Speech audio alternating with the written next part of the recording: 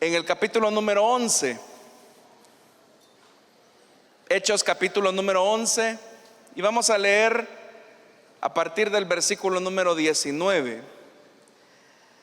Dice la palabra del Señor: ahora bien, los que habían sido esparcidos a causa de la persecución que hubo con motivo de Esteban, pasaron hasta Fenicia, Chipre y Antioquía, no hablando a nadie la palabra sino a los judíos. Pero había entre ellos unos varones de Chipre y de Cirene, los cuales cuando entraron en Antioquía hablaron también a los griegos, anunciando el evangelio del Señor, y la mano del Señor estaba con ellos, y gran número creyó y se convirtió al Señor. Hermanos, este día quiero que hablemos acerca del tema discípulos comprometidos con el evangelismo. Y quiero tocar este tema, hermanos, precisamente porque en el año 2023, es decir, casi hace un año, se llevó una encuesta en los Estados Unidos donde se les preguntaba a los creyentes estadounidenses si ellos se identificaban como cristianos o discípulos de Jesús. Pareciera ser que las dos cosas significan lo mismo, y en cierto sentido es así. Pero ese estudio reflejó que las personas se identificaban más como cristianos que como discípulos de Jesús, haciendo o creyendo que son dos cosas diferentes. Y ese estudio hacía otras preguntas, como por ejemplo que los que se identificaban como discípulos de Jesús, ellos mencionaban que eran discípulos de Jesús porque vivían las enseñanzas de Jesús, y los que decían que eran cristianos lo decían porque asistían a la iglesia, solamente por eso. Del grupo que se consideraba a sí mismo discípulos de Jesús, se descubrió que del grupo que se identificaba como tal, apenas el 32% se consideraban comprometidos con la causa del evangelio. Y eso, hermanos, es interesante porque de hecho que la pregunta que nos vamos a hacer ahora, esta noche, es: ¿por qué los cristianos no están comprometidos con el evangelio? O más bien dicho, no están comprometidos con el evangelismo. Y parece ser que hay un problema cuando hablamos acerca de esa palabra, compromiso. Y es que las personas tienen una concepción equivocada acerca de eso precisamente, porque ven como que si la palabra compromiso fuese una palabra mala, una palabra que no debería de estar en el lenguaje de aquellos que nos consideramos discípulos de Jesús. Entonces, hermanos, uno se pregunta, frente a esa realidad, entonces, ¿qué podemos hacer? Otra palabra que también los cristianos rechazan o ven un poco mal es la palabra obligación. Es decir, la obligación todavía es una palabra peor. Y en realidad, hermanos, vivimos una época donde los cristianos están tan ocupados que valoran más la comodidad, muchísimo más allá de lo que debería de ser normal. Pero a las palabras compromiso, obligación, es algo que no queremos tener en nuestro lenguaje, porque creemos que esa palabra de compromiso u obligación está íntimamente relacionada con el legalismo. Es más, las personas tratan la manera de evitar comprometerse o decir las cosas o hacer las cosas por ese deber cristiano. Incluso decimos cosas como: es que las cosas a la fuerza no son buenas, o yo no me quiero comprometer tanto porque no quiero agarrar un compromiso y después abandonarlo. Pero el pasaje que acabamos de leer en Hechos de los Apóstoles nos refiere por segunda vez el hecho que los cristianos se dispersaron en diferentes regiones. La primera vez que aparece ese tema de que los cristianos se dispersaron a causa de la persecución y específicamente a causa de la muerte de Esteban, se encuentra en el libro de los Hechos de los Apóstoles, en el capítulo número 8.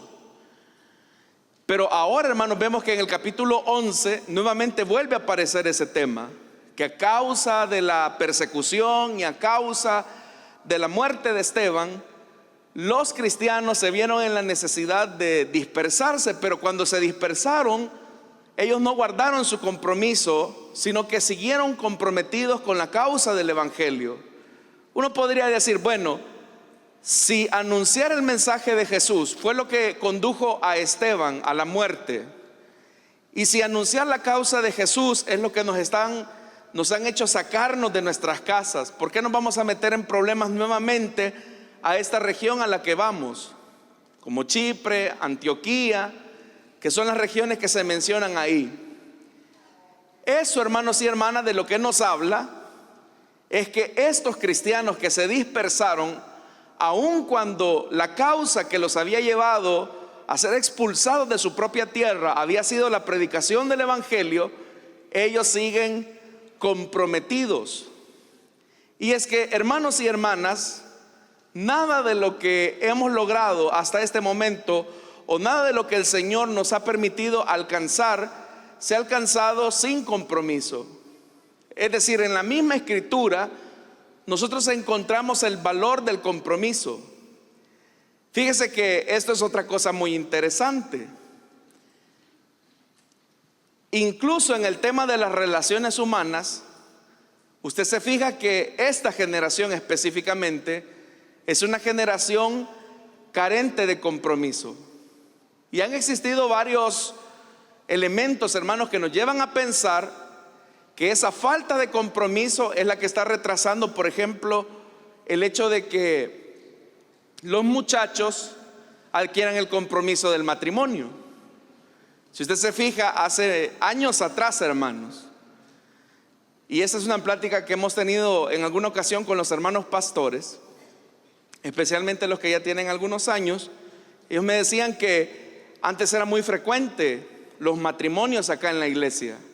Es decir, un mismo sábado podían haber 3, 4 bodas de una sola vez. Pero si usted se fija, hoy las bodas son menos. Es decir, las parejas se están comprometiendo menos. ¿Por qué le tienen miedo al compromiso? Porque específicamente el compromiso demanda una entrega, demanda un deber. Y ahí es donde las personas o los jóvenes muchas veces retrasan eso.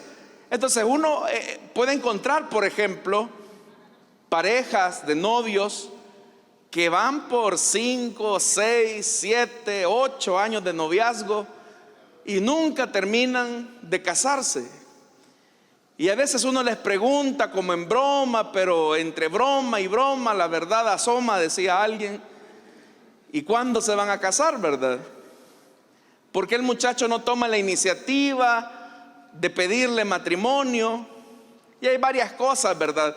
Cosas como, por ejemplo, es que no tenemos todos los recursos, es que lo que pasa es que todavía no tengo un trabajo estable. Pero usted se fija que esas cosas, hermanos, hace años atrás no eran una excusa para adquirir un compromiso. Si usted recuerda cómo comenzó su matrimonio, cómo comenzó su hogar, seguramente su casa no estaba amueblada, no estaba, hermanos, llena de todas las cosas. Y con esto no le estoy diciendo que no hay que planificar, por supuesto que hay que planificar. Pero a lo que estoy apelando es que esta generación es una generación que está retrasando los compromisos.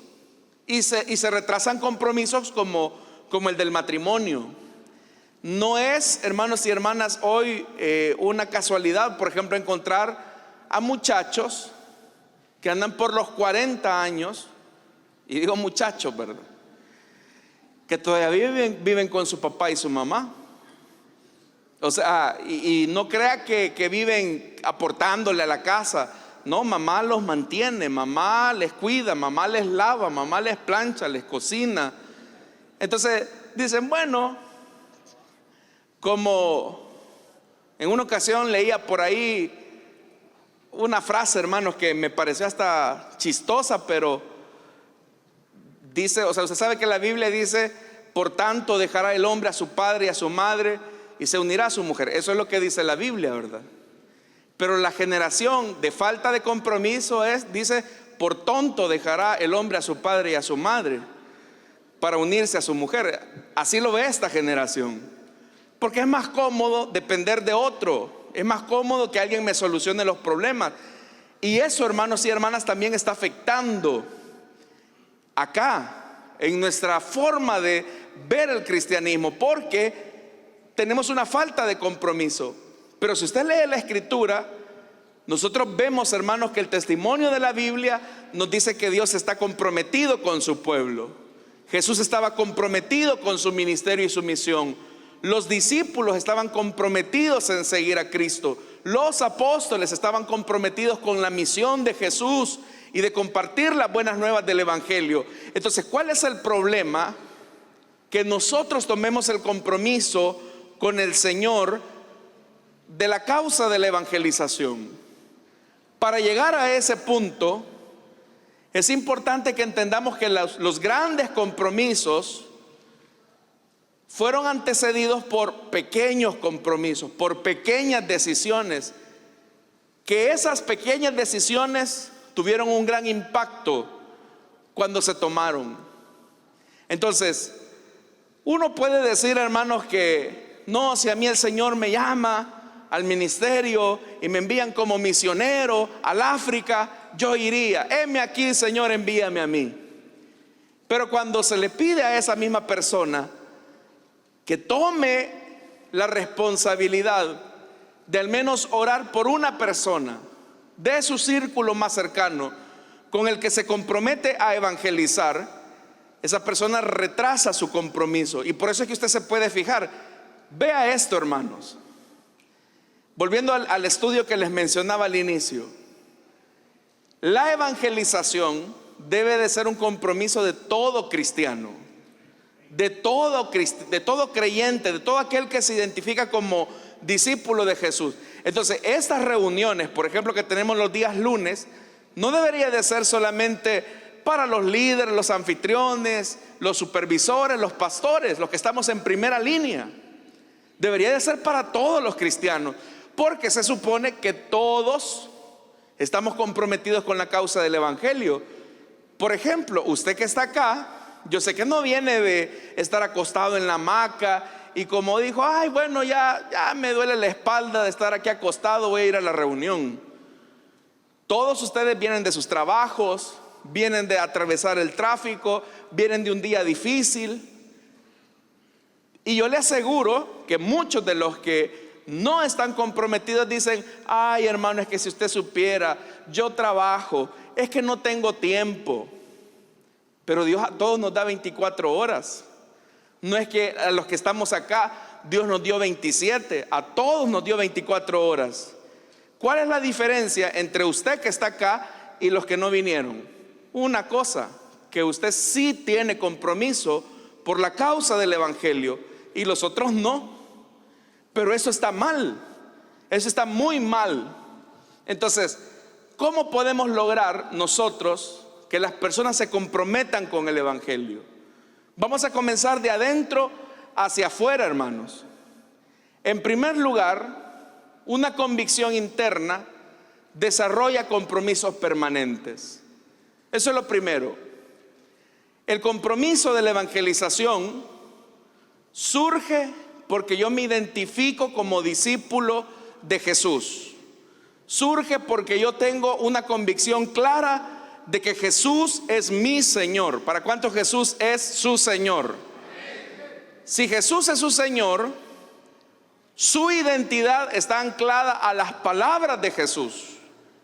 Entonces, hermanos, una de las cosas que nosotros debemos de entender es que cuando decimos Jesús es mi Señor, eso significa que mi voluntad está rendida al señorío de Cristo. Entonces, como decía el apóstol Pablo, ya no vivo yo, sino que Cristo vive en mí. Y eso significa que mi voluntad está anclada, rendida a Cristo. y que lo que Cristo me diga, eso es lo que yo voy a hacer. Pero hermanos, aquellos que se identifican solamente como cristianos y no han madurado, no han alcanzado este nivel o esta conciencia de que son discípulos de Jesús, ellos piensan al revés.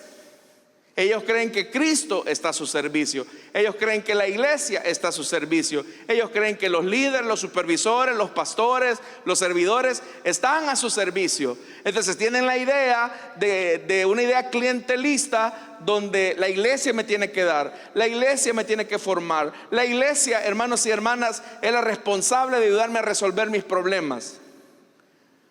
Usted es el responsable de orar por mis hijos. Usted es el que tiene que mediar entre mis conflictos con mi mujer, porque piensan que es así la cosa. Pero usted sabe, hermanos, que un verdadero discípulo de Jesús entiende, tiene la convicción de que su identidad está ligada a Cristo, de que Jesús dijo que el que quiera ser mayor entre ustedes deberá de ser ¿qué? El servidor de todos. Pero ¿a quién le gusta ser servidor de todos? Solamente a los que están comprometidos. Entonces, hermano, una cosa que como líderes debemos de enfatizar en nuestras células, con nuestro grupo de trabajo, es esa identidad que tenemos en Jesús. Si somos cristianos, si somos discípulos de Jesús, ya dijimos, son una misma cosa. En nosotros, hermanos, debemos de enfatizar eso, que el Señor es el que determina nuestra vida. Él le ha dado sentido, dirección a nuestra existencia. Y hay algunos elementos que ayudan a crear esa convicción. En primer lugar, recordemos que ser cristiano no es el resultado de un entusiasmo emocional. O sea, ser cristiano no es porque nos emocionamos y dijimos, yo quiero ser seguidor de Jesús. Probablemente hubo algún punto de emoción en nuestra decisión de entregar a Jesús, pero Jesús no quería que lo siguiéramos por emoción. Y eso usted lo puede encontrar, por ejemplo, cuando dice la Biblia que uno le dijo a Jesús, te seguiré donde quiera que vayas, Jesús. ¿Y qué le dijo Jesús? Que el Hijo del Hombre no tiene ni siquiera una piedra donde recostar su cabeza, que las zorras tienen sus madrigueras, pero el Hijo del Hombre no tiene ni siquiera una piedra donde colocar su cabeza, porque hay gente que tiene ideas equivocadas de lo que significa seguir a Jesús. Se emocionan, y Jesús no quiere gente emocionada o gente convencida. Jesús quiere gente que tenga arrepentimiento. Amén, hermanos. Entonces, Jesús no quiere que tengamos solamente un entusiasmo. Entonces, las convicciones. ¿Por qué usted está acá? Porque tiene convicción, porque tiene compromiso. Pero ¿qué nutre ese compromiso? ¿Qué nutre esa convicción? Número uno, si usted se identifica como siervo de Jesús, como discípulo de Jesús, significa que su voluntad está rendida a Él. Usted se ha entregado sin reservas y sin condición. A ver, hermanos, ¿cuántos solo somos cristianos cuando venimos al culto? ¿Cuántos solamente son cristianos cuando van a la célula? No, ¿verdad? Ahora, ¿cuántos son creyentes, cristianos, discípulos de Jesús las 24 horas? Entonces eso significa que nuestra entrega es sin reservas. El médico, usted sabe, atiende en su clínica 8 horas, pero al salir de su clínica deja su profesión de médico. Usted que acaba de salir de su trabajo, ya sea que es operario, mecánico, empleado, pues usted es empleado mientras está ahí en la fábrica, o es mecánico mientras está en el taller, o panadero mientras está en la panadería. Pero una vez usted sale de eso, usted deja de ser panadero, deja de ser mecánico, empleado, a lo que usted se dedique, comerciante. Pero ser cristiano, somos cristianos aún hasta cuando dormimos, hermano. Y eso significa entrega sin reservas. Pero hay otro elemento más. ¿Qué nos ha llevado a servir al Señor? Nuestra gratitud sin condiciones hacia el Señor. Servimos a Dios porque estamos agradecidos. No le estamos pagando a Dios. No es que le dijimos: Señor, yo te voy a servir si me das el carro, yo te voy a servir si me das novia, yo te voy a servir si me das una casa. Porque entonces ese servicio es condicional. Nosotros servimos al Señor porque estamos agradecidos por lo que Él nos ha dado, porque Él nos ha hecho hijos de Dios. Y eso también nos lleva al siguiente elemento, que esa convicción se nutre de adoración. Usted dedica tiempo, fíjese lo que le voy a decir, usted dedica tiempo a lo que adora. Usted dedica tiempo a lo que es objeto de su admiración. Y en ese sentido, Dios debe de ser nuestra adoración. Y eso, hermanos, se ve en nuestro servicio. Por eso es que cuando alguien sirve al Señor, debe de hacerlo precisamente porque su compromiso es con el Señor. Y el compromiso tiene que ser un compromiso total. ¿Qué pasaría, hermana? Yo le pregunto, ¿qué pasaría si de repente retrocedamos? No sé cuánto tiempo usted tiene de casada, pero ¿qué pasaría si de repente usted casándose ahí con el que ahora es su esposo, usted se casa porque está comprometida con él al 100%? Pero ¿qué pasaría si le preguntáramos al que en ese entonces era su novio y se iba a convertir en su esposo, y al momento de preguntarle: ¿está usted comprometido al 100% con esta mujer para amarla, respetarla, cuidarla, estar en la pobreza, en la riqueza, en la salud, en la enfermedad, en el tiempo de paz y en el tiempo de conflicto? ¿Está comprometido usted con esta mujer? ¿Y qué hubiera pasado si de repente el que en ese momento era su novio le dijera: pues 50% estoy comprometido? ¿Se hubiera casado usted con ese hombre? No, ¿verdad? Piense también en el caso de los hombres. Si la mujer le hubiera dicho: sí, estoy comprometida con él, pero de lunes a viernes, el fin de semana es mío y yo voy a hacer otras cosas. En ese momento usted se da la vuelta, ¿verdad? Lo mismo también ocurre con el Señor. Si vamos a estar comprometidos con el Señor, es todos los días de nuestra vida o hasta que Cristo venga, hermano. Entonces eso significa que el discipulado debe de ser activo, y vamos a ver algunas cosas. Por ejemplo, el discipulado es activo en la evangelización.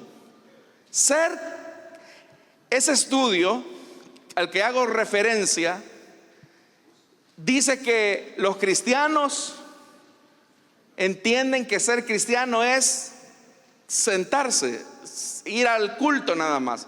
O sea, ellos entienden que ser cristiano es ser pasivo.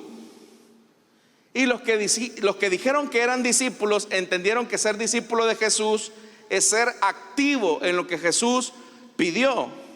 Pero como hemos dicho que cristianismo y discípulo de Jesús debe de ser lo mismo, o al menos debería de ser lo mismo, ser cristiano no se puede ser de manera pasiva, hay que ser activos. Y veamos en qué se nota esto. En ese pasaje tan famoso de la Gran Comisión de Mateo capítulo 28, comienza con un verbo de acción, de orden. Es un imperativo que es id.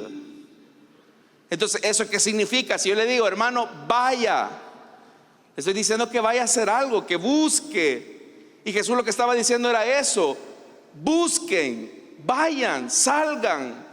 Ser discípulo de Jesús es un llamado al seguimiento, a salir de la zona de comodidad, a pensar o creer que solamente ser cristiano es venir a una iglesia. No, ser cristiano es ir, vayan, salgan.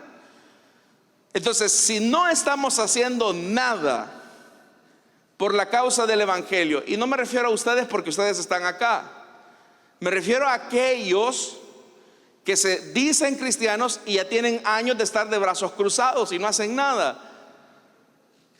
Ahí es donde hay un problema, porque entonces no nos estamos identificando como discípulos de Jesús. Entonces, ¿qué es lo que hay que ir a hacer? Buscar a las personas, salir de nuestra zona de comodidad. ¿Para qué? Para ser discípulos.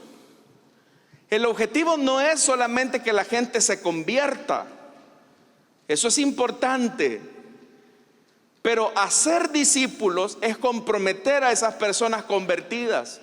Es decir, que cuando una persona pasa aquí al frente o se entrega a Cristo en su célula, esa persona ha experimentado el nuevo nacimiento, el arrepentimiento, ha sido declarado justo, ha sido insertado en el pueblo de Dios. Muchas cosas han pasado en el momento en que esa persona cree en el Hijo de Dios. Pero una de las tareas que nosotros tenemos que entender, hermanos, es que esas personas tienen que comprender que están comprometidas con Cristo. Y hay que comprometerlas, es que es así. Porque nosotros mismos decimos que ya no nos pertenecemos a nosotros mismos, sino que nuestra voluntad está rendida al señorío de Cristo. Entonces no nos conformemos pensando que, qué bien que la amarillita ya creyó en Jesús. Ahora viene el siguiente tema, es que entiendan su compromiso con Cristo, no con la iglesia, no con el pastor, no con usted, sino que el compromiso con el Hijo de Dios. Si solamente nos quedamos de brazos cruzados pensando que ellos van a entender eso, eso no va a ocurrir así. Por eso, hermanos y hermanas, es que ve hasta dónde llega el compromiso. Bautizándolo, dice ese pasaje. ¿Y qué es el bautismo en agua? El bautismo en agua es una declaración pública donde el creyente dice: mi vida está rendida a Jesús. Yo soy un discípulo de Jesús. Ya no vivo yo, mas Cristo vive en mí. Y ahora mi voluntad está rendida al señorío de Cristo. Es una declaración de fe. Entonces ya con un bautizado en agua, uno puede contar con esa persona para que se involucre, sirva al Señor y comience a hacer lo que también nosotros hicimos con él o con ella. Y dice más ese pasaje, dice que enseñemos todas las cosas que él nos ha mandado. Fíjese que ese verbo de enseñar en el griego es didáskalos. De esa palabra vienen palabras en el español como didáctico. ¿Y qué significa eso de enseñar? Enseñar implica educar, formar. Usted sabe que si un niño crece y no se educa, ese niño va a crecer malcriado, decimos nosotros. Entonces, hay cristianos malcriados. ¿Cuántos han visto cristianos malcriados? Malcriados, no que dicen malas palabras, que no han sido criados o educados correctamente. Entonces son cristianos que no se comprometen, son cristianos que creen que el evangelio es un evangelio sin cruz. Pero Jesús nos dijo que les enseñáramos todas las cosas que Él nos había mandado. ¿Por qué? Porque enseñándoles y aplicando lo que Jesús nos mostró, ellos van a crecer hasta llegar a la estatura del varón perfecto. Entonces vea, el discipulado es activo. Uno no puede ser cristiano de brazos cruzados. Uno no puede ser discípulo de Jesús viendo que otros están entregando el todo por la causa del evangelio y estar de brazos cruzados. Eso nos lleva al tercer elemento, y es que si nosotros queremos que la gente se comprometa, nosotros también debemos de ser un ejemplo de compromiso, un ejemplo de inspiración. Nuestra tarea es formar discípulos, y cada líder, cada lideresa debe de inspirar a su célula. Hermano, cuando lo ven a usted, ¿qué siente la gente? ¿Qué siente la gente? Hay hermanos que cuando uno los ve, uno se siente inspirados. Hay un hermano acá de la iglesia que él, hermanos, está en sí, bueno, en realidad él tiene una discapacidad. Él no se puede levantar de su cama. Es un hermano de acá de la iglesia, es líder, y él predica en la célula se reúne ahí, invita a las personas y la gente llega. Y uno podría decir, no, hermano, hay que entenderlo, él no se puede mover, él no puede salir a invitar, pero él tiene bien sus labios, él tiene bien su entendimiento, puede predicar la palabra de Dios. Y nosotros que tenemos bien nuestros brazos, nuestras piernas, nuestra boca, ¿cómo no le vamos a poder servir al Señor de mejor manera? Entonces uno ve ejemplos como él e inspiran. O por ejemplo, ver ancianos, jóvenes, niños, que sin importar, hermanos y hermanas, las dificultades que haya que enfrentar, sirven al Señor, porque entienden que su compromiso no es con la iglesia, no es con el pastor, es con Cristo. Eso inspira. Pero ¿qué inspiración puede provocar un líder que suspende la célula porque ese día va a jugar el FAS?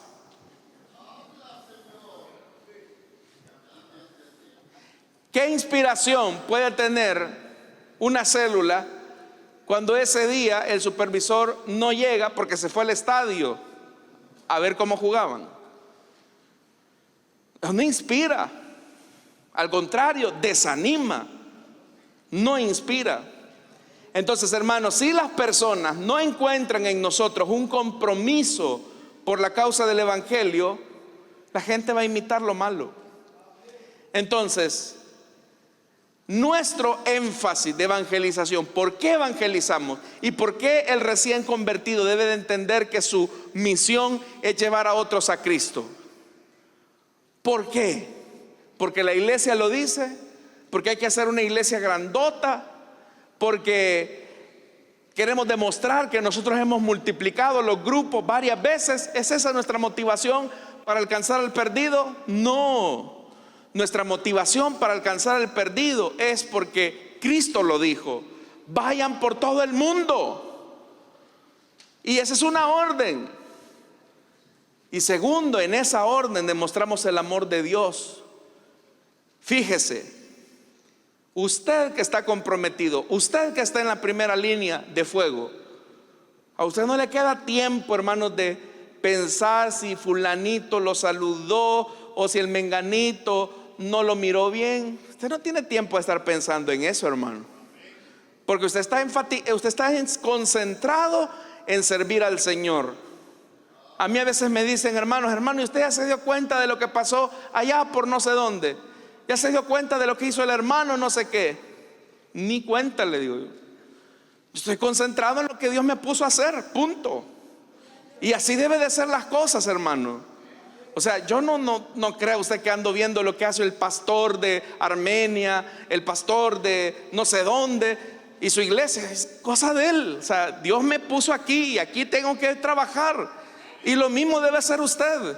Lo que haga, deje de hacer fulano, lo que si un supervisor renunció, si un líder ya abandonó, eso que no le importe a usted. Su compromiso no es con el hombre, su compromiso es con el que murió por usted en la cruz. Dicen amén, hermanos. Así que con ese mismo entusiasmo inyectemos a la gente de esa misma pasión. Ya no nos queda tiempo, hermanos, pero piense por un momento, y el jueves que se reúna a planificar, pregúntele a los hermanos, ¿cuál es la principal razón por la que usted considera que no todos se comprometen con la evangelización? Y ahí pueden haber muchas cosas, hermano.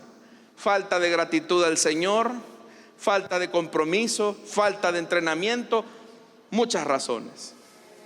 Vamos a orar, hermanos, vamos a cerrar nuestros ojos. Amado Dios, te damos las gracias porque nos das el privilegio de conocer tu palabra y entender que la obra caminó sobre la base del compromiso, sobre la base, Señor, de la entrega. Tú llevaste este compromiso hasta las últimas consecuencias. Ayúdanos, Señor, a tener también ese mismo compromiso. Oramos, Señor, también en esta noche, porque comprometidos con esta obra, ofrendamos para que este ministerio siga caminando, Señor. Te lo pedimos en el nombre de Jesús.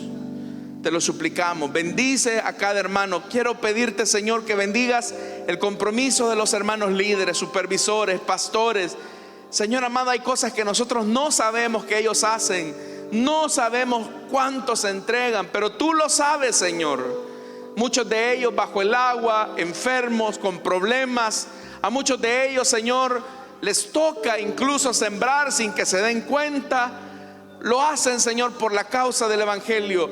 No lo hacen por agradar al hombre, no lo hacen por agradar, Señor amado, a las personas. Lo hacen por la causa del evangelio. Lo hacen porque te aman, Señor. Algunos de ellos se entregan lo mejor de su tiempo, preparan su enseñanza con mucha anticipación. Eso habla de su compromiso. Muchos de ellos están acá, Señor, aun cuando vienen con problemas de sus trabajos, vienen estresados, aun cuando muchos de ellos tienen enfermedades, aun cuando muchos de ellos se encuentran tristes, siempre dan un paso adelante. Tú, Señor, que eres galardonador de aquellos que te buscan con sinceridad, bendícelos, bendícelos, Señor, en el nombre de Jesús.